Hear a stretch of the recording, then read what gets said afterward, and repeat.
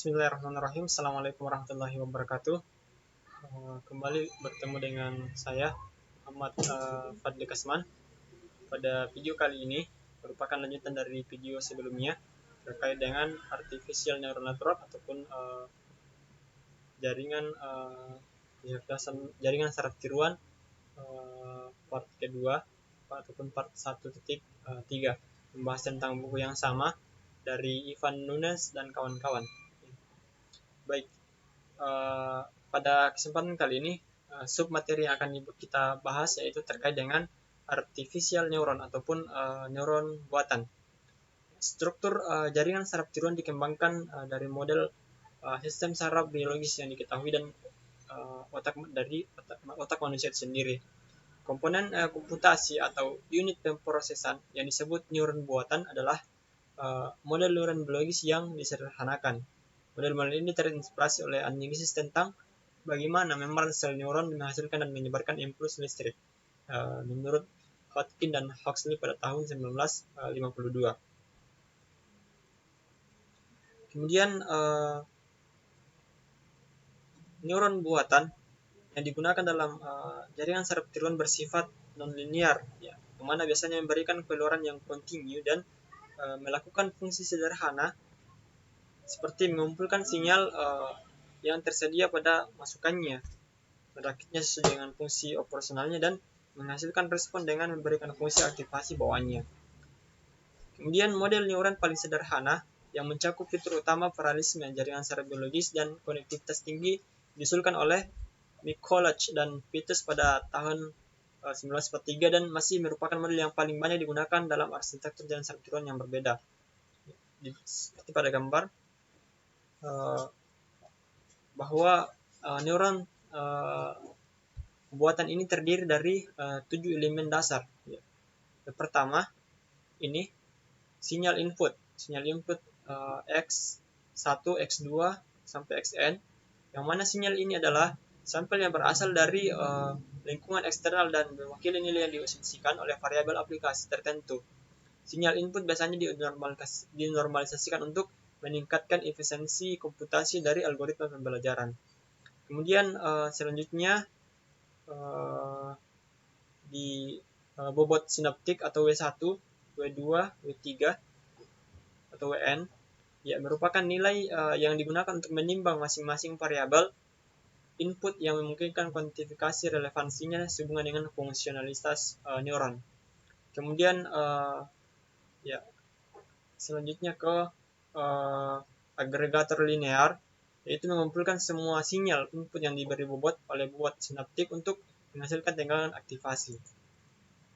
Kemudian ini ambang aktivasi atau bias, ya, yaitu variabel yang digunakan untuk menentukan ambang batas yang tepat yang harus dimiliki oleh hasil yang dihasilkan oleh agregator linear untuk menghasilkan nilai pemicu terhadap keluaran neuron.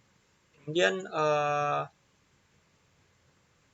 ini, ya, potensi aktivasi disimbolkan U adalah hasil yang dihasilkan oleh perbedaan antara agregator linear dan ambang aktivasi. Ya, jika nilai ini positif, yaitu jika U atau potensi aktivasi lebih besar dari bias, maka neuron menghasilkan potensi rangsang. Ya, jika tidak, itu akan menjadi penghambatan. Kemudian selanjutnya fungsi aktivasi, ya, yaitu untuk membatasi keluaran neuron dalam kisaran nilai yang wajar yang diasumsikan oleh citra fungsionalnya sendiri. Nah, kemudian yang terakhir ialah sinyal keluaran atau disingkat Y, terdiri dari nilai akhir yang dihasilkan oleh neuron yang diberikan sekumpulan sinyal masukan tertentu, ya, dan juga dapat digunakan sebagai masukan untuk neuron lain yang saling berhubungan secara berurutan. Ya, dengan demikian bahwa operasi neuron buatan dapat diringkas dengan langkah-langkah sebagai berikut, yaitu yang pertama, menyajikan satu set nilai ke neuron mewakili variabel input. Kemudian yang kedua, kalikan setiap input neuron dengan bobot sinaptiknya yang sesuai. Kemudian dapatkan potensi aktivasi yang dihasilkan oleh jumlah ketimbang dari input sinyal dan kurangi ambang aktivasi. Kemudian yang keempat, menerapkan fungsi aktivasi yang tepat untuk membatasi keluaran neuron. Kemudian yang kelima ialah kompilasi output dengan menggunakan fungsi aktivasi saraf dalam potensi aktivasi. Fungsi aktivasi terdiferensiasi ya dalam neuron ya, terbagi atas beberapa bagian, yaitu yang pertama ialah partially differentiable activation function atau fungsi aktivasi diferensial sebagian ya, yang mana fungsi dengan titik turunan order pertama tidak ada ya. Ini terbagi sebagian bagian lagi, yaitu yang pertama step function, di mana hasil yang dihasilkan oleh fungsi langka akan mengasumsikan nilai positif kesatuan ketika potensi aktivasi neuron lebih besar atau sama dengan 0 ya. Jika tidak, hasilnya akan 0 ya. Dapat dilihat gambar di samping sebagai contoh dari step function. Selanjutnya ialah bipolar step function or signal function, yang mana hasil yang dihasilkan oleh fungsi ini akan mengasumsikan nilai positif kesatuan ketika potensi aktivasi neuron lebih besar dari 0 ya. Nilai 0 ketika potensi juga 0, dan nilai kesatuan negatif ketika potensinya lebih kecil dari 0 ya. Ini dia gambar 1.5. Selanjutnya di bagian ketiga, yaitu fungsi RAM simetris. Ya, fungsi RAM simetris, yaitu nilai yang dikembangkan oleh fungsi ini sama dengan nilai potensial aktivasi itu sendiri. Ya, ketika didefinisikan dalam kisaran minus A, ya, dan terbatas pada nilai pada ya sebaliknya. Ini dia gambar 1.7. Ini adalah penjelasan terkait dengan sebagian fungsi aktivasi diferensial. Kemudian fungsi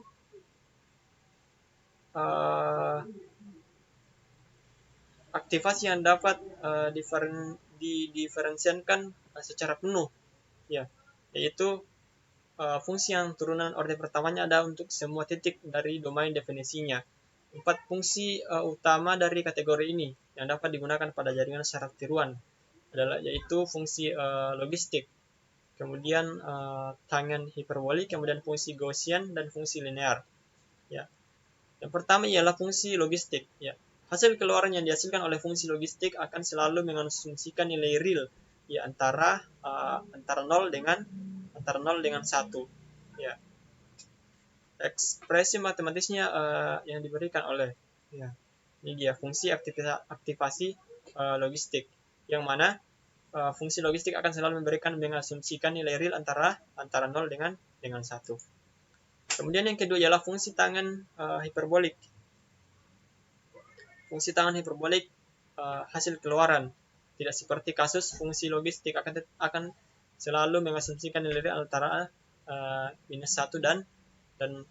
Jadi pada fungsi tangen hiperbolik ini ya akan selalu mengasumsikan nilai realnya antara minus 1 dan 1 ya. Ini dia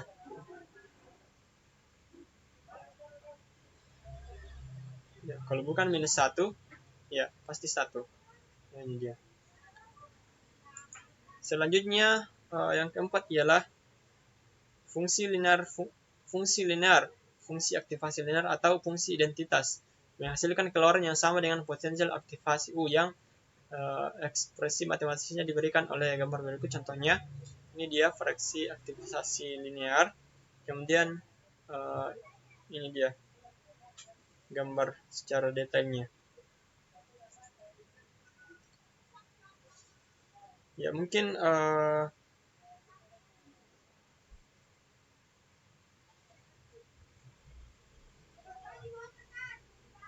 ini yang dapat saya jelaskan pada materi kita pada pada video kali ini, yaitu neuron buatan. Ya, semoga bermanfaat.